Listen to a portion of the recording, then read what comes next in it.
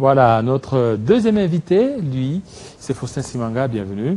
Merci beaucoup pour votre invitation. Voilà, on parle des inondations. Cette fois-ci, c'est l'interpellation de Matata Ponyo à la Première ministre. Question orale avec débat adressée à la Première ministre par rapport aux inondations. Est-ce que ça relève de la responsabilité du gouvernement ou c'est une catastrophe naturelle?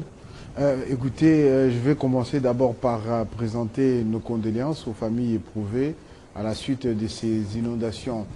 Notre parti politique Leadership et Gouvernance pour le Développement est de cœur avec toutes les familles qui ont perdu les leurs à cause de ce qu'on va appeler catastrophe naturelle, puisque c'est une catastrophe naturelle.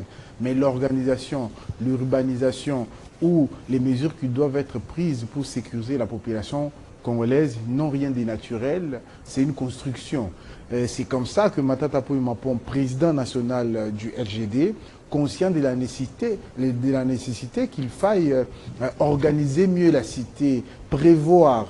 Et c'est comme ça qu'il a estimé que la population congolaise a les droits de savoir. Et puisque la population congolaise a les droits de savoir, il a les mandats du peuple. Il a été envoyé au Parlement par le peuple congolais pour le représenter. Et c'est dans ces cadres-là qu'il a adressé une question orale avec débat à la Première ministre, pour qu'elle vienne expliquer quelles sont les mesures prises pour gérer la situation et quelles sont les mesures prises à long terme pour pouvoir gérer et ne plus perdre des vies parce qu'il y a une pluie qui tombe sur Kinshasa. Il y a eu beaucoup de dégâts. Andjili, n'en parlons pas. La route qui relie Kinshasa et le Congo central est quasiment coupée. Vers l'avenue du tourisme, il y avait une partie de la phalange qui est tombée sur la route et le génie militaire a fait les efforts, mais cette route-là est quasiment impraticable. Donc c'est pour comprendre tout ça que le député national Matata Ponyo Mapon a posé une question orale avec débat à la Première ministre pour qu'elle vienne expliquer à la représentation nationale, qu'elle puisse à travers le Parlement expliquer au peuple congolais qu'est-ce qu'ils sont en train de faire, parce que c'est eux qui gouvernent le peuple et puisque c'est eux qui gouvernent, c'est à eux de trouver des solutions quand le peuple est en détresse. Trouver des solutions par rapport aux catastrophes naturelles. Ils ont le mandat du peuple. Ils vous diront que ça arrive partout, en France, aux États-Unis, dernièrement c'était au niveau de Dubaï, presque partout. Non mais vous savez, très cher David Kilolo, c'est imprévisible. L'organisation n'est pas naturelle, je ne le dirai jamais assez. L'organisation émane du leadership et de la gouvernance de qualité. Pour s'organiser, il ne faut pas attendre qu'une pluie vienne. Et puisqu'on sait que c'est des catastrophes naturelles, ça veut dire que ces catastrophes peuvent venir à tout moment. Et ceux qui sont beaucoup plus regardants avec la météo se rappelleront que Metelsat a prévenu qu'entre mars et mai, il allait y avoir beaucoup de pluies. Et qu'est-ce que le gouvernement a fait entre-temps pour pouvoir anticiper ? Qu'est-ce que le gouvernement a fait pour pouvoir sécuriser les Congolais? Puisque le gouvernement ne peut pas exister en tant que gouvernement en mettant le peuple congolais en danger. C'est ça qu'il faut que la Première ministre vienne expliquer au peuple congolais à travers ses représentants, d'où la question orale avec débat de Matata Ponyo Mapon, président national du LGD. Et c'est là de montre à suffisance que le LGD se soucie de la population congolaise. Puisque nous sommes le temple du leadership et de la bonne gouvernance, nous savons qu'il faut prévoir. Puisque gouverner, c'est prévoir, il ne faut pas se dire c'est des catastrophes naturelles, un peu comme on nous avait dit quand Nirangungo est entré en éruption, que non, c'est une catastrophe naturelle. On sait que les catastrophes naturelles peuvent venir à tout moment. Qu'est-ce qu'on fait pour sécuriser les peuples congolais? D'où la question. C'est comme ça qu'il est important que la Première ministre vienne expliquer au peuple congolais. Alors ce n'est pas politisé cette histoire. Il y a des gens qui disent tout ça, on veut politiser les catastrophes naturelles. Vous voulez politiser les inondations. La politique, c'est l'art de gérer la cité. Parce que la cité doit être gérée, donc la cité, il faut qu'il y ait de la politique. On ne peut pas ne pas faire de la politique. Vous comprenez, très cher David Kilolo, nous sommes face à une catastrophe naturelle. Et parmi les missions du gouvernement, c'est sécuriser les peuples, c'est gouverner, c'est prévoir, C'est là la mission que le gouvernement doit faire. Et quand ils sont visiblement pas en train de faire leur travail, vous voudriez que les Congolais qui nous sommes, nous puissions rester silencieux, ou on veut nous réduire au silence pendant que le peuple congolais est en train de souffrir. Matata Ponyo Mapon a toujours les soucis du peuple congolais. Des Kindu à Kinshasa, de Kinshasa au Kasaï, surtout là-bas, il a aussi les soucis des Kassaïens. C'est comme ça qu'il est le représentant de tous les peuples congolais au Parlement.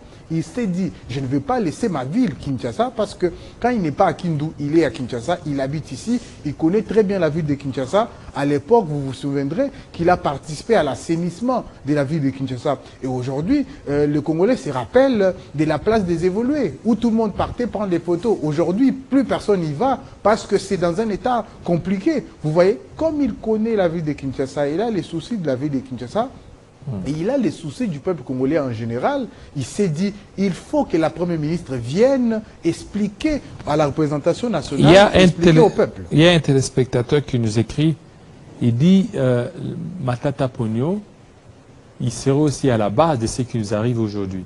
Si au début, quand il fut Premier ministre, il n'avait pas pris des dispositions, les conséquences sont là.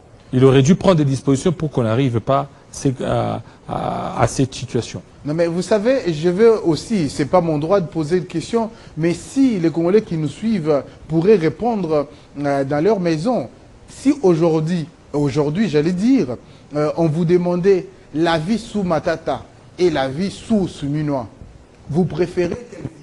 Je pense que tout le monde répondra à l'unanimité que nous préférons la vie sous Matata. Parce que Matata Ponyo Mapon avait su rendre cette ville propre. Tout le monde partait prendre les photos. Ça, c'est juste l'exemple. La place des évolués était attractive. Oui, mais aujourd'hui aussi, tout le monde va prendre des photos qui est là-bas. Au niveau de la gare centrale, là-bas. Non, mais au niveau de la gare centrale, qu'est-ce qu'il y a? C'est les travaux qui continuent sous la base de Matata Ponyo Mapon. Le boulevard a été construit, a été élargi sous Matata Ponyo Mapon. Et la qualité du travail qui était fait à l'époque... Mais Matata aurait dû prendre des précautions, sachant que la ville de Kinshasa est une ville sous l'eau. Hein, sous l'eau depuis plusieurs années, c'était sous l'eau. Alors il aurait fallu prendre des précautions pour qu'à la longue, qu'il n'y ait pas toutes ces histoires. Toutes les maisons qui ont été construites là, c'est sous Matata. Non, Matata les a trouvées. C'est que l'église Tabernacle qui est là. Alors, il aurait dû prendre des précautions. Vous voyez, ça c'est l'art. Je sais que ce n'est pas vos mots, c'est sur les réseaux sociaux. On attaque Matata à tout moment. Et croyez-moi, Matata est celui qui assume ses responsabilités. Il assume tout. Il assume les 4 avions d'occasion qu'il a achetés. Parce que jusqu'ici, il n'y a pas eu d'avions qui sont achetés. Il assume la construction des routes. Il assume la place des évolués. La place des évolués dans un état chaotique aujourd'hui. Il assume aussi ça. L'effet qu'il a mis, la propriété, il assume cette époque-là. Il assume les boulevards Tchachi. Le boulevard Tchachi a été fait sous Matata. Et aujourd'hui, plus personne n'y va. Moi, j'avais l'habitude d'aller chaque dimanche marcher sur le boulevard Tchachi. Aujourd'hui, je ne suis plus en train d'y aller. Pourquoi? Parce que c'est devenu invivable, très cher David Kilolo. Nous assumons ça de Matata. Nous assumons que les dollars étaient à 920. Nous assumons tout de Matata. Vous savez pourquoi? Parce que Matata Ponyo Mapon est leader. Il sait assumer ses responsabilités. Il ne rejette pas les responsabilités aux autres. Voyez-vous, Matata Ponyo Mapon a les soucis que la population congolaise puisse savoir comment le gouvernement est en train de gérer en ce moment. Il ne faille pas parce que Matata Ponyo Mapon ne partage pas les idées de l'Union dite sacrée. À chaque fois qu'il prend des initiatives, qu'on lui dise à votre époque. Ça fait près de 10 ans que Matata n'est plus Premier ministre. Pourquoi on parle que de lui? C'est parce que ses œuvres, c'est les celles qui sont traçables. On a même déjà oublié beaucoup de premiers ministres qui sont venus après lui parce qu'ils n'ont pas fait quelque chose de palpable. Et je pense qu'aujourd'hui, il faille qu'on puisse d'ailleurs encourager Matata Ponyo Mapon à faire en sorte que le gouvernement puisse agir parce qu'il ne fait pas pour lui. À l'époque, on le critiquait, qu'il est toujours dans son Kindu natal, il s'occupe plus du Maniema parce que c'est son fief électoral. Aujourd'hui, il s'occupe de Kinshasa. Et je pense qu'il est devenu le plus quinois de tous parce qu'il se soucie de quinois. Il s'est dit, les quinois ont été frappés de plein fouet par cette pluie.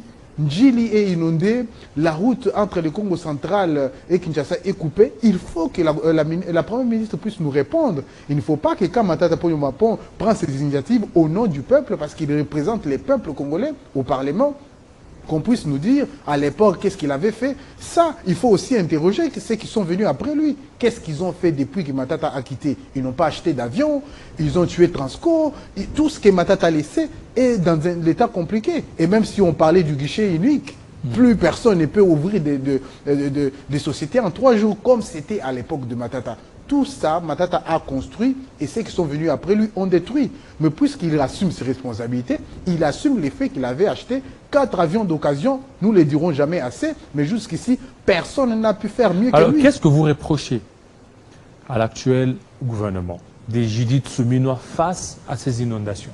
Nous voulons avoir des réponses. Nous voulons avoir des réponses de la Première ministre. C'est sa responsabilité de venir répondre aux questions qui lui ont été posées par le Parlement à travers le représentant du peuple.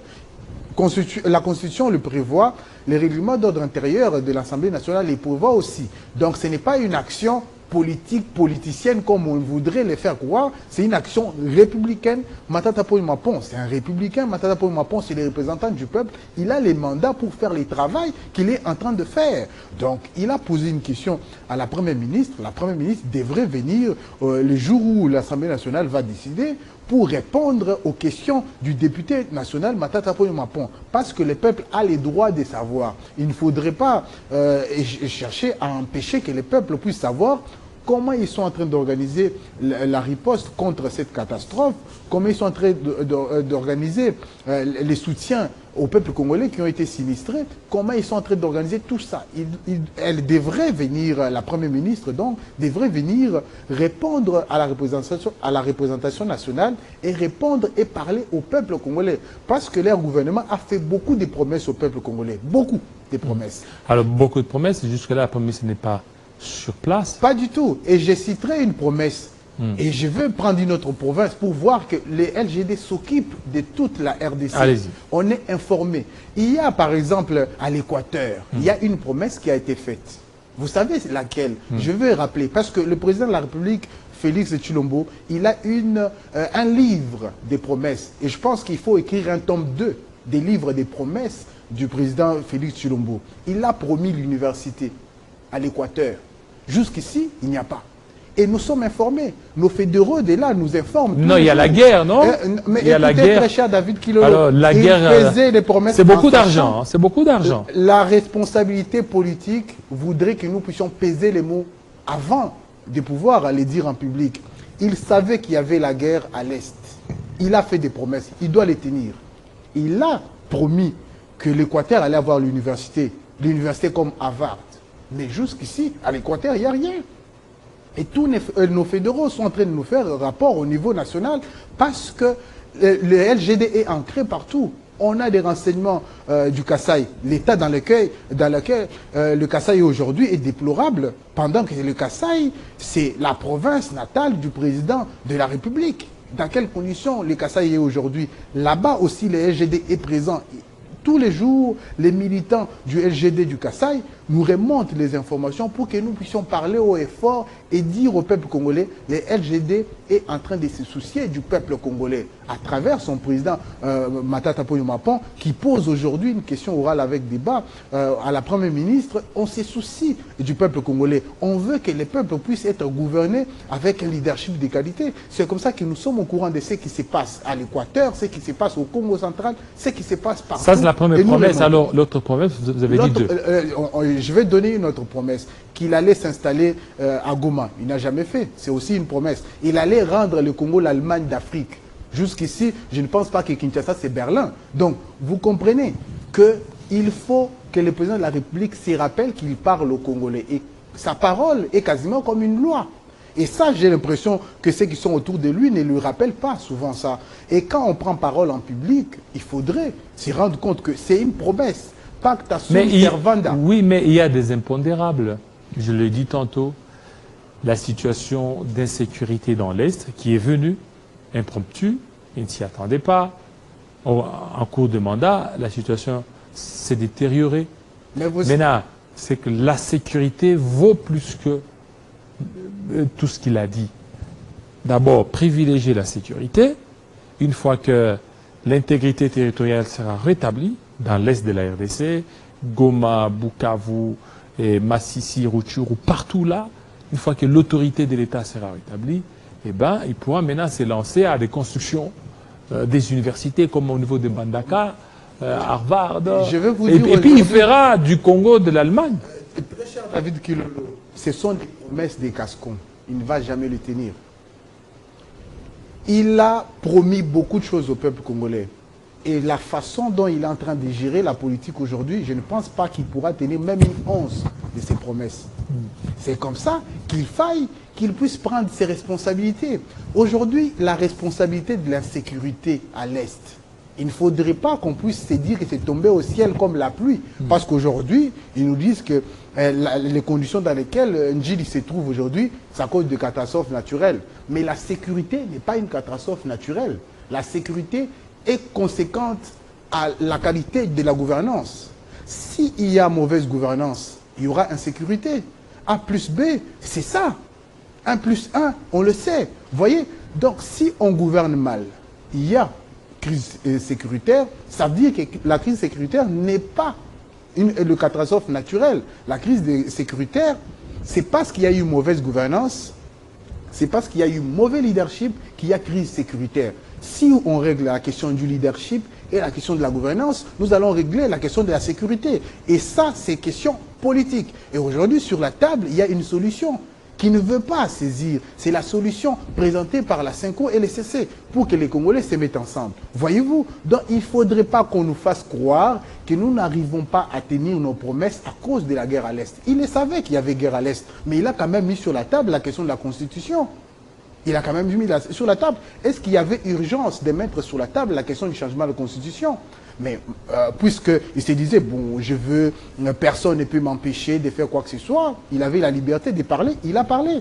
Et les Congolais les prennent au mot. Ils lui disent, très cher Félix Antoine Tshisekedi Tshilombo, président de la République, vous nous avez dit que l'université va être construite. Construisez l'université. Vous nous avez dit que les routes allaient être construites. Construisez. Et ne nous dites pas, il y a la guerre à l'Est. Écoutez, il savait qu'il y avait la guerre à l'Est. Le président honoraire Joseph Kabila Kabange, il a trouvé ces pays à l'époque en 4 morceaux. Il a réuni. C'est là, c'est des acquis qu'on a pu avoir. Et quand Matata Pouimapo était Premier ministre, il y avait la guerre aussi à l'Est. Mais ça n'a pas empêché la construction de l'immeuble intelligent. Ça n'a pas empêché la création de Transco. Ça n'a pas empêché la création de Congo Airways. Avec 4 avions d'occasion, nous l'assumons. Mais depuis qu'il est au pouvoir, il a bientôt 7 ans au pouvoir, très cher David Kilolo, qu'est-ce qu'il a construit des palpables? Il faudrait qu'on le lui dise en face. Il faut être sincère avec le président de la République pour lui dire, l'opposition que nous sommes conscients qu'il y a beaucoup d'enjeux dans ce pays. Mais nous sommes aussi conscients que le travail peut être fait parce qu'à l'époque, on l'a fait. Matata l'a fait. Et pourquoi il n'arrive pas à le faire? Le M23 a été défait en 2013. La crise sécuritaire n'a pas commencé aujourd'hui avec Félix Antoine Tshisekedi Tshilombo. Matata aussi avait vécu la crise, mais il a quand même construit. Il a quand même permis au Congo d'être stable. Il y a un téléspectateur, Matondo Diem, qui dit « Bonjour, monsieur Jean-David. Voilà. J'aimerais que les messieurs qui parlent des inondations, au lieu de nous parler... voilà, il aimerait que vous parliez des inondations, au lieu de parler des Matata. Alors, pourquoi ne pas proposer des pistes de solutions face à cette situation ?» Non, mais avant de Il dit, quelle est votre piste de solution? Avant de proposer ou présenter les solutions, il faut autopsier la situation. Oui. La question orale avec débat, c'est l'autopsie de la situation. Matata Pouimapo veut autopsier la situation. C'est comme ça qu'il a voulu que la Première ministre, celle qui est censée pouvoir prendre des dispositions, qu'il vienne nous expliquer quelles dispositions il a pris. Avant de présenter les solutions, il faut d'abord qu'on autopsie la situation. Il faut qu'on pose des questions. C'est comme ça que Matata Pouimapo a posé une question orale avec débat pour que la Première ministre vienne répondre. Et aujourd'hui, si on nous dit pourquoi parler de Matata, il faut parler d'inondation. Matata a vécu beaucoup de situations similaires. Rappelez-vous, Kinshasa a connu des inondations à l'époque. Il a l'expérience. Matata a permis à la ville de Kindu aujourd'hui d'être réellement appelée ville. Il a l'expérience, il sait qu'est-ce qu'il faut faire. Mais avant de proposer ces solutions, puisque d'ailleurs il le fait tous les jours, il y a les mensuels qu'il publie tous les jours, les mensuels Congo Challenge qu'il publie tous les jours, et il propose des pistes de solutions. Peut-être que c'est lui qui nous suit en ce moment et n'a pas encore lu, et je les recommande d'aller lire. Plusieurs livres d'ailleurs que Matata Ponyo Mapon écrit, il propose des solutions. Et on ne parle pas que de Matata, on parle de l'esprit Matata. Matata, c'est un esprit. Matata, c'est l'esprit de l'excellence. On ne parle pas Matata en tant qu'homme, on parle de Matata en tant qu'esprit de la gouvernance de qualité. C'est quoi maintenant un peu des pistes de solutions par rapport à ça, parce que vous êtes politique. Effectivement. Vous êtes politique. Je vous ai posé la question de savoir qu'est-ce que vous reprochez. Vous avez dit c'est la gestion. La gestion qui n'est pas à la hauteur. Alors, responsabilité, c'est le gouvernement. Alors, mais la solution. Les solutions du LGD sont présentées dans toutes les plateformes du LGD. Si vous partez sur le site internet du Leadership et Gouvernance pour le Développement, vous allez voir les solutions. Mais la plus grande solution aujourd'hui, idoine, c'est le leadership et la gouvernance de qualité.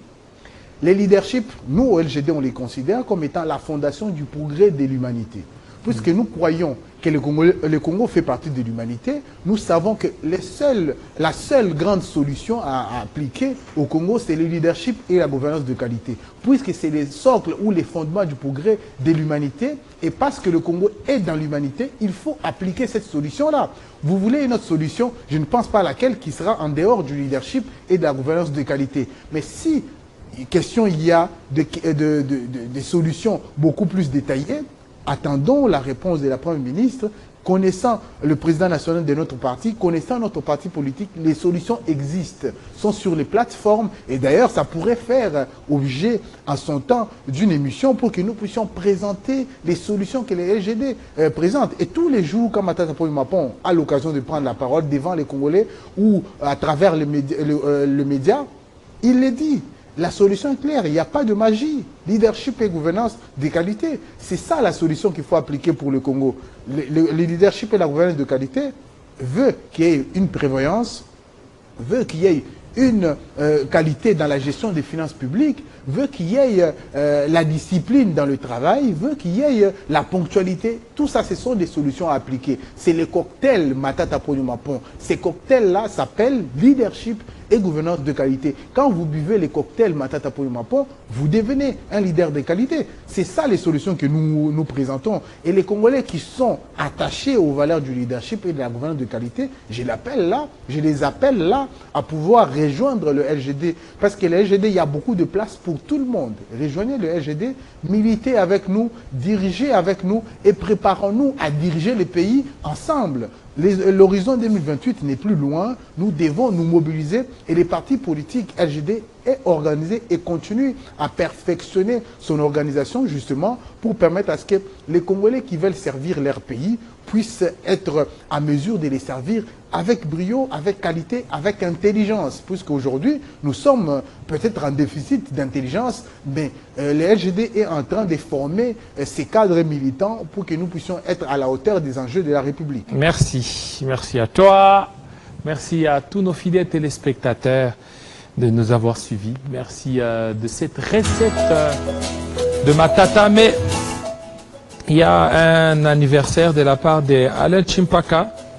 Alain Chimpaka qui nous a envoyé l'anniversaire. Nous allons lire